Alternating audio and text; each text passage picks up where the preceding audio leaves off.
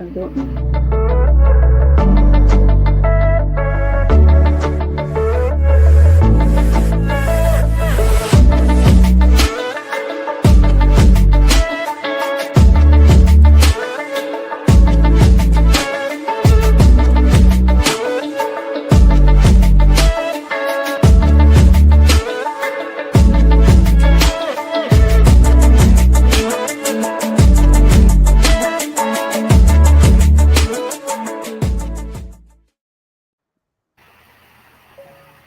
Good morning, everyone, or good afternoon. We're here again with three of my favorite people to give you some expert advice on how to really make your job search work for you. And so today, the theme of our presentation and our conversation is AI, the AI Playbook. Prove your value, win offers during your job search. So with us today again is Ed. Who is Ed Lawrence, who is a powerhouse in coaching and creating best-in-class branding documents. He's a grader and a coach for the CPRW certification. And maybe Ed can tell us a little bit about that CPRW organization when he starts speaking. When it's appropriate. We have Sophia Edwards. Hello. She is an executive career coach, HR professional, a LinkedIn early adopter, and just an amazing coach altogether. And Linda Greenfield, who is also a career coach, LinkedIn strategist, and these are AI aficionados. So we go to Linda for a lot of the questions that we can't answer about AI. And then myself, who's an executive career coach and business coach.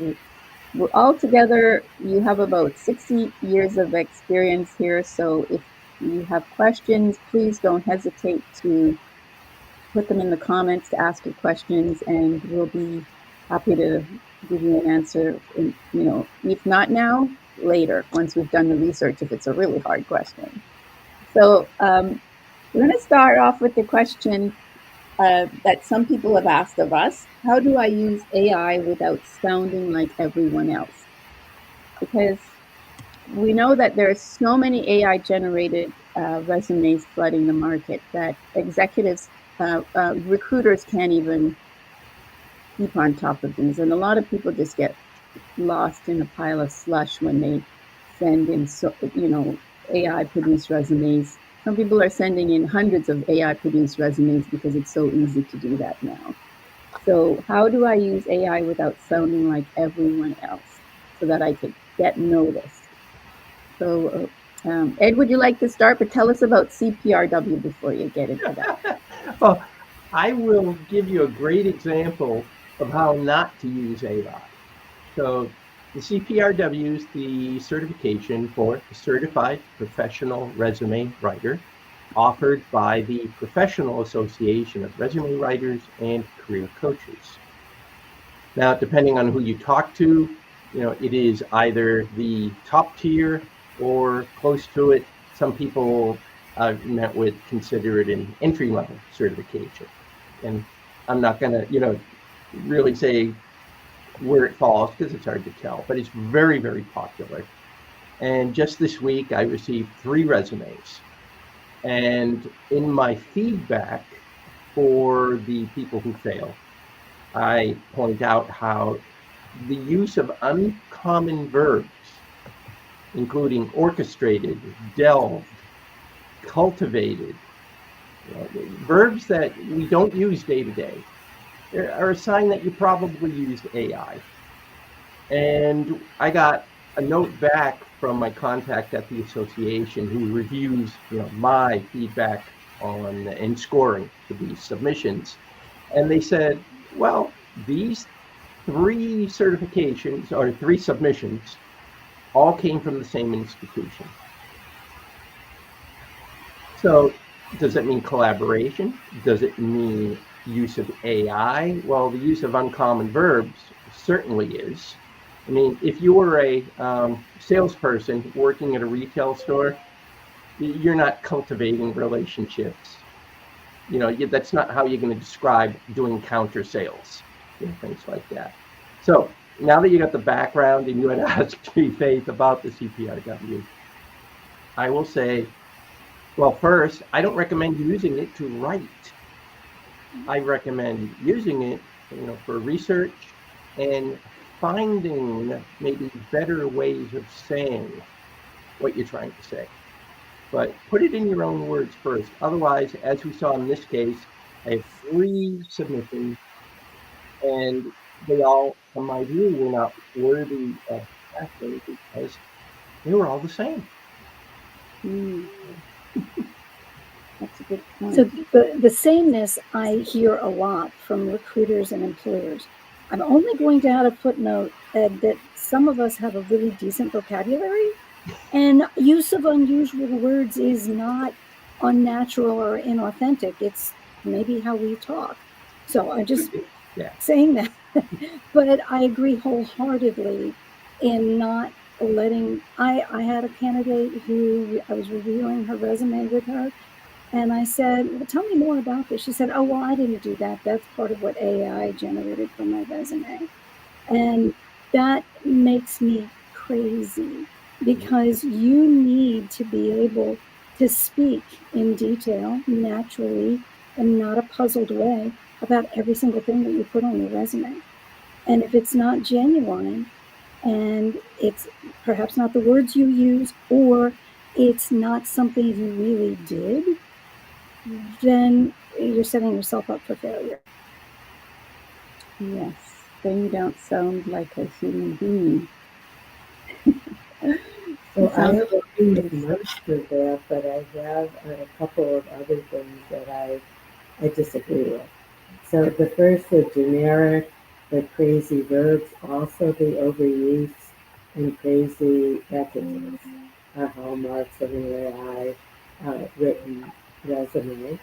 And there have actually been studies, and recruiters cited the words that they knew were AI, and they were all getting the same ones. Delve was on that list, and several others. It's just something that AI would do. But I absolutely agree to not have it right for you or put things in your resume that you can't speak to. What I think is a good idea is to ask it questions about this job description. And if you say generate the perfect resume, to use that for ideas. Like, oh, that's interesting. I did that too. I forgot to put that in my resume. And sometimes it can be helpful that way in terms of enhancing your resume in ways you just didn't really think about to include. So to me, that's a benefit.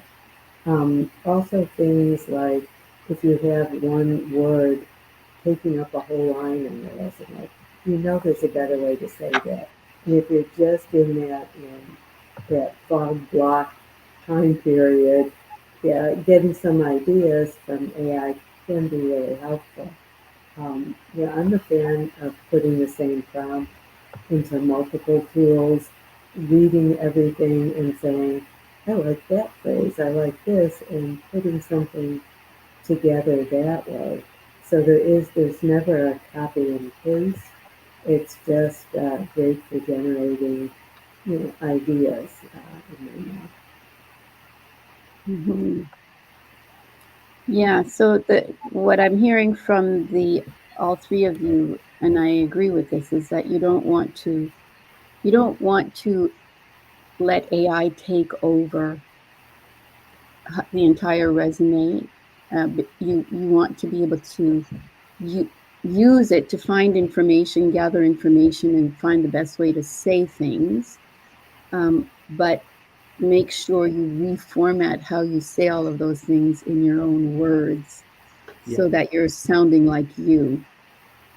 And I think this is really important to think about that, to go back and think about this. Like, if you want your resume to sound like you, because your resume is a personal marketing document. that goes ahead of you to represent you to the potential hiring manager. And so if you send something that sounds like a robot, and then you go into and then you get an interview because of all of this amazing stuff that's on your resume, and then you start speaking in a totally different way that doesn't sound like your resume, there, even if they don't say to you there's a disconnect here, they're going to feel that within themselves. There's a disconnect between what I saw on the resume and what I'm seeing in front of me right now with the actual person. So you want to think through the whole process of how is AI, like we said, this is all about prove your value when offers. So if the resume is not making you show up with your true value, then you're really doing yourself a disservice. Okay. Okay. So an interesting challenge is for English as a second language candidates. So the idea of having Excuse me, Linda, but I think we're missing a lot of what you're saying because I feel like I'm wondering if you could get closer to your microphone or. Some fading. Yeah, it sounds like you're fading. It's a little muffled and sounds like you're fading a little bit.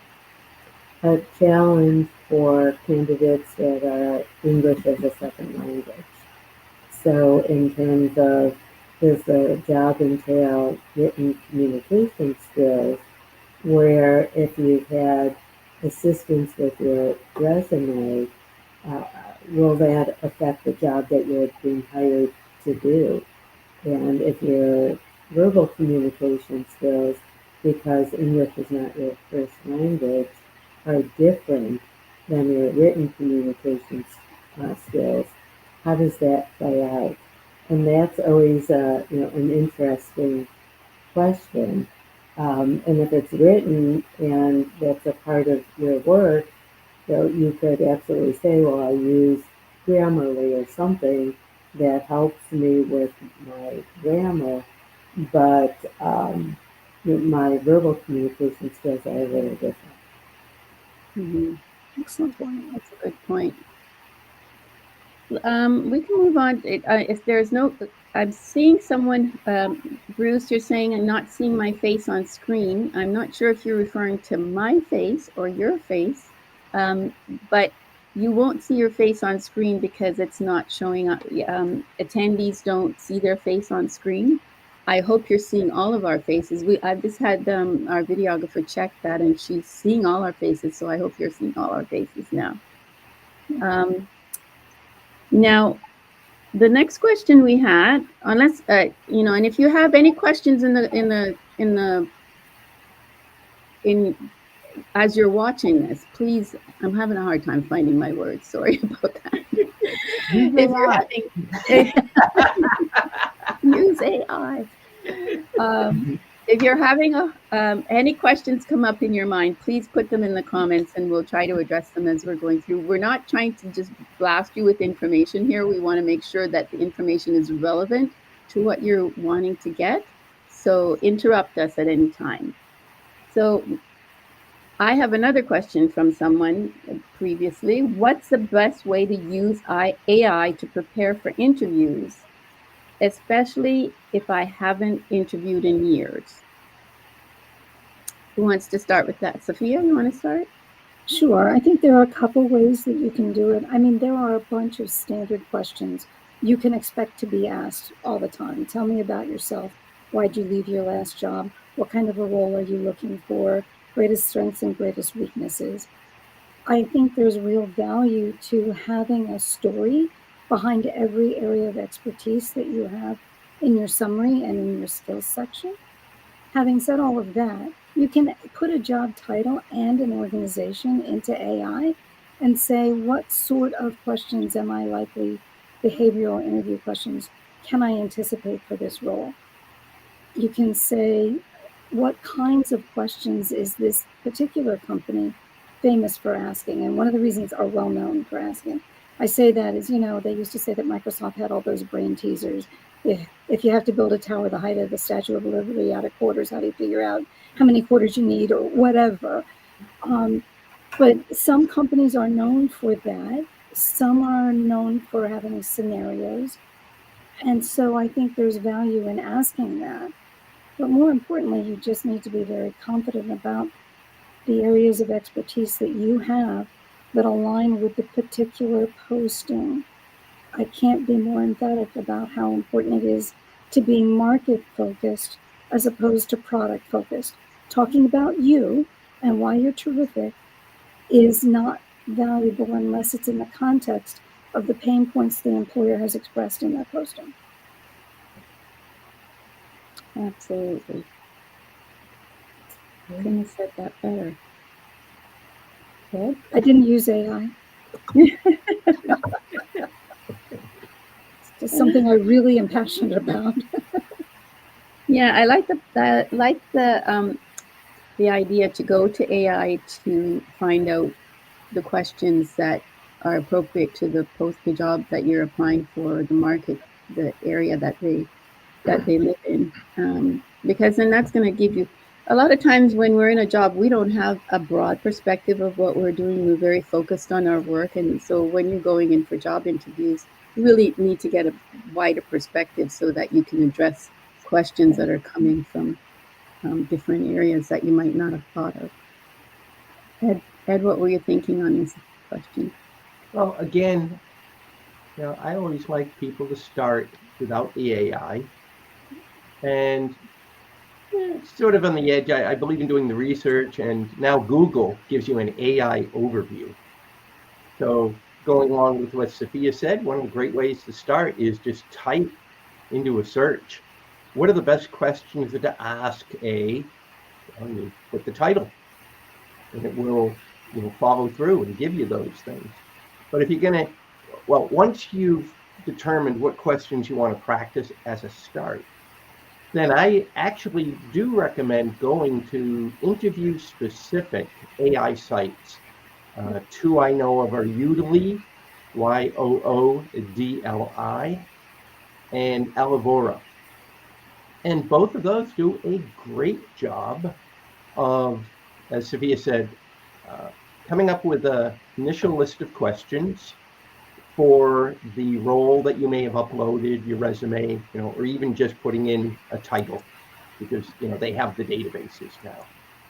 And what's really wonderful about these is that they will examine your speech patterns, your pace, your tone.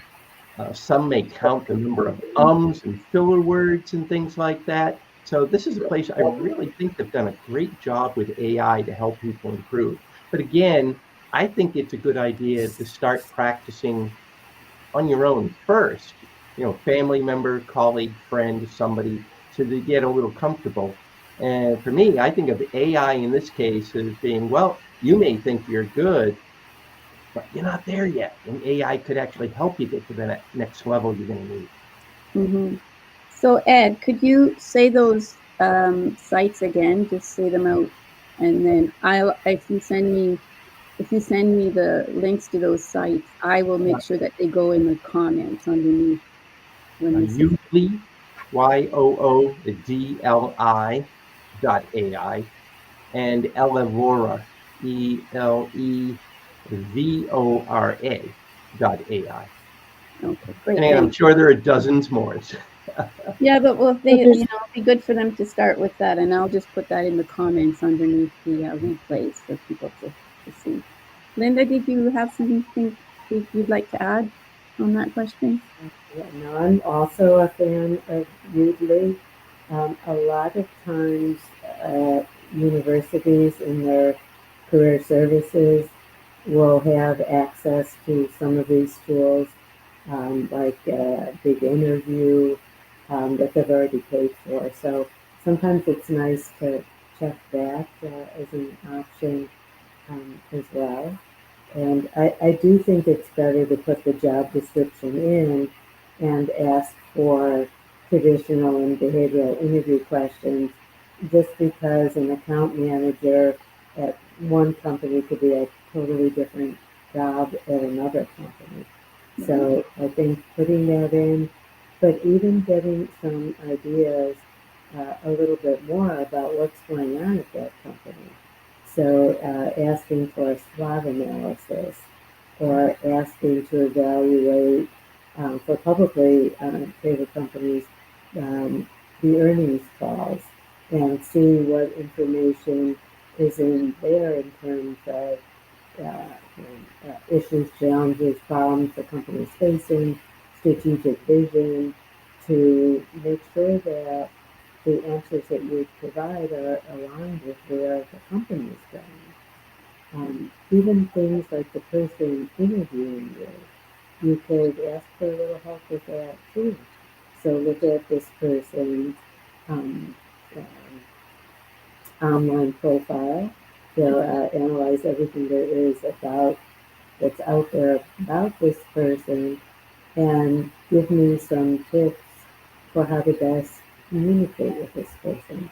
Some people, and you can usually pick this up fairly quickly once you start interviewing, but for some people who don't pick it up so quickly, or just like the idea of having a little more information beforehand, does this person like very direct communication style or more longer and more emotional and just kind of getting a little bit more information about the person interviewing you. Sometimes if you've got something in common with this person, it might be a good icebreaker kind of thing. So there's some ways that you can help it do that extra research.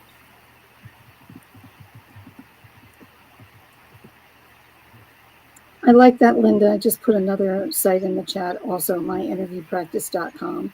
They have sort of 3 tiers. One is free, but you only get one AI generated interview, and then there's 2 other tiers.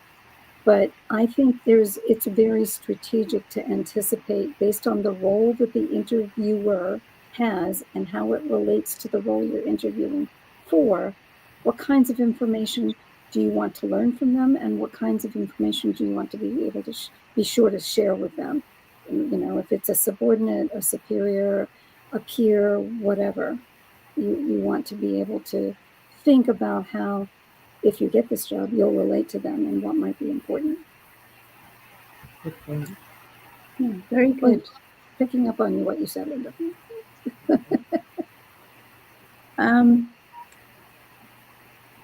Do you want to do any more conversation around resumes and interviewing, or we can move on?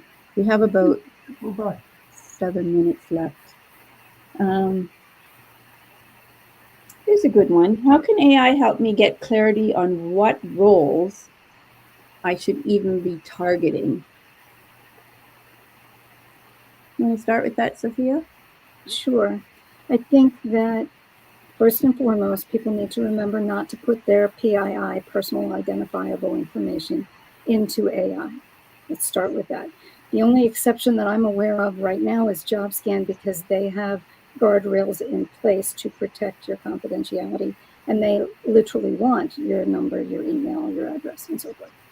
With that caveat, I take the body of the resume and put it into AI and say, based on this person's background, what would be appropriate roles for them to target? What if they're not interested in doing procurement anymore? How can they do something different with this background? And if they don't want to work remotely, what target employers would you recommend for this person who lives in Boston or whatever? It's just one source of information. You're going to do all of that research anyway, but AI can help generate other ideas for you that will trigger additional research. Yes, that's true. I also was thinking as you were going through that, one of the tools that is really good, that's been around for a long time, and maybe not AI. I don't think there's AI involved with this as much. It's based on, but it probably is. Career One Stop. You can actually go into careeronestop.org and do an assessment to try and find out what other roles that you're capable of doing that you could be doing with the experience that you have. So you can, it's a great idea to do what Sophia just suggested, to put your resume in and see what other roles you're able to do, but you can also just go to Career One Stop and get some help with that as well too. It's more old-fashioned, but it works well. Ed? Well, there's a lot of old-fashioned things that we can use in conjunction with AI. If there's one theme I've heard from my fellow coaches today, is that don't rely solely on AI. Use it as a tool, a supplementary tool. Absolutely. I see a big smile on your face, Ed, so I know that you have something to say. I am agreeing with everything I've heard so far. I've told you guys before how I use AI more on the research, as opposed to the, I will say, self-evaluation and assessment. Mm-hmm.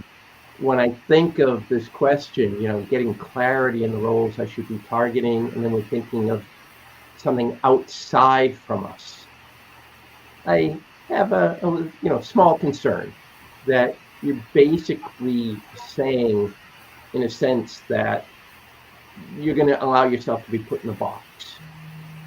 Because what is AI doing? It's really gathering data from existing databases and things. We all know the issues with AI, hallucinations, making things up, but it's not really at the point yet where it can do independent evaluations. It can offer suggestions based upon, let's say, the finance industry.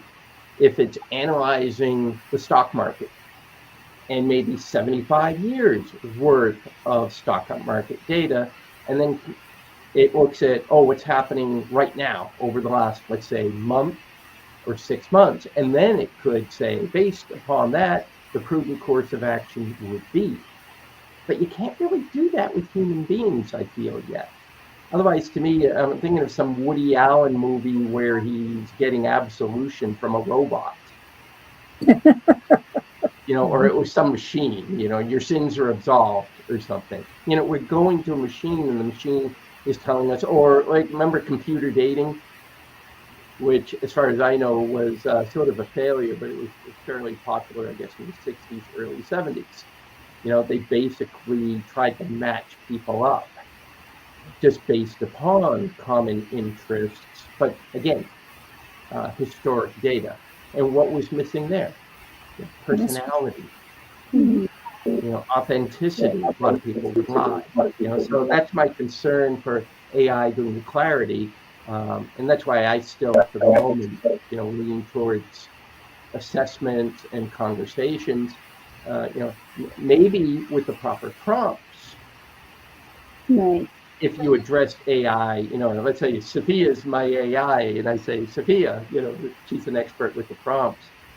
And it's like, I'm feeling I like to solve these type problems. Then maybe, in a sense, what you do is you're creating your own self-assessment.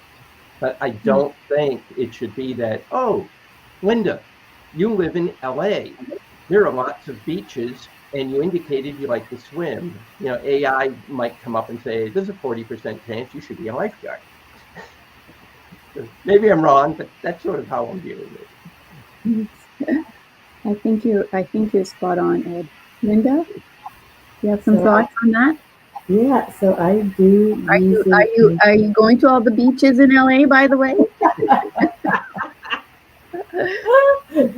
Well, we had fires here, so the beaches aren't quite like they used to be in a lot of places. But I do use tools in addition to conversation and assessments. I'm really a fan of using just the conversation mode, where you can talk to it and put in everything that you could think of. Because you could put in your resume and it'll, just say, give me ideas based on this.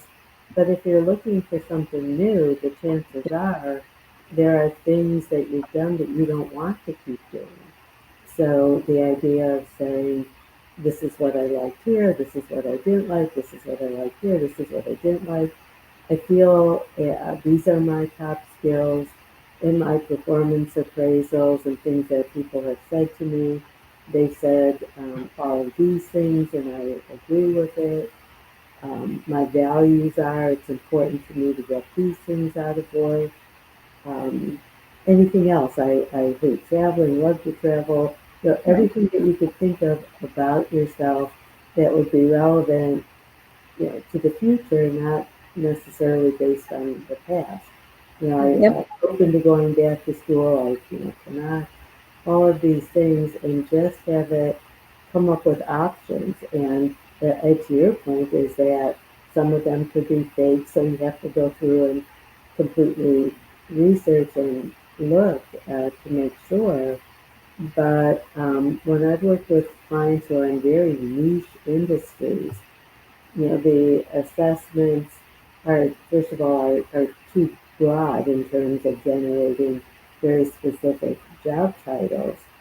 But using AI tools has come up with things that, it drove me crazy. I didn't think of, and my clients did think of, that were good.